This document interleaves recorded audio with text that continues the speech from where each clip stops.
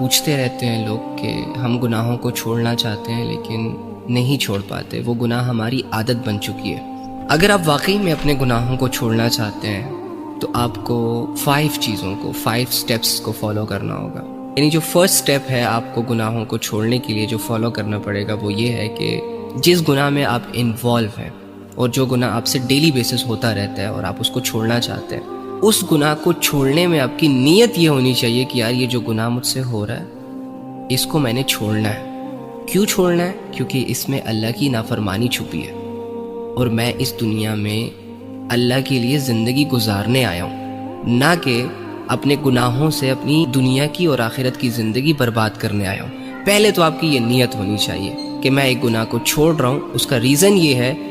کہ اس کی وجہ سے میری دنیا اور آخرت کی زندگی برباد ہو رہی ہے، اللہ کی نافرمانی ہو رہی ہے، لہٰذا یہ چیزیں میرے ساتھ سوٹ نہیں کرتی، اس لیے اس گناہ کو چھوڑنا میرے لیے بہت ضروری ہے۔ سیکنڈ سٹیپ ہے جو گناہ آپ ڈیلی بیسس پہ کرتے ہیں، جو گناہ آپ سے ڈیلی بیسس پہ ہوتا ہے، اس کا فائدہ اور نقصان دونوں آپ کے سامنے ہونے چاہیے۔ اکثر اوقات ہم جب گناہ کرتے ہیں تو گناہ سے جڑے فائدے تو نظر آتے ہیں، لذت تو نظر آتی ہے، لیکن اس سے جڑا وہ نقصان ہمیں نظر نہیں آ رہا ہوتا جو بعد میں ہمیں تباہ کر دیتا ہے۔ اب لیٹ سپوز جیسے کہ ڈرگز ہیں، تو ڈرگز میں شروع میں انسان کو لذت محسوس ہوتی ہے، فائدہ نظر آ رہا ہوتا ہے کہ جی کر لیتے ہیں، لے لیتے ہیں،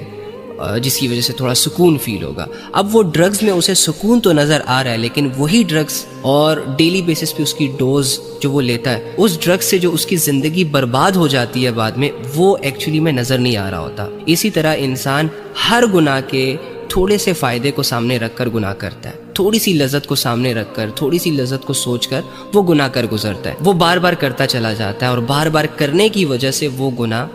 اس کی زندگی برباد کر دیتا ہے، اس کا سکون اس سے چھین لیتا ہے اور اسے در بدر کی ٹھوکریں کھانی پڑتی ہے۔ پھر ہر بندہ ڈیفرنٹ گناہوں میں انوالو ہے، میرا ایک الگ گناہ ہوگا تو آپ کا ایک الگ گناہ ہوگا، میرے اپنے گناہوں سے میری زندگی برباد ہو رہی ہوگی اور آپ کے اپنے گناہ سے آپ کی زندگی برباد ہو رہی ہوگی۔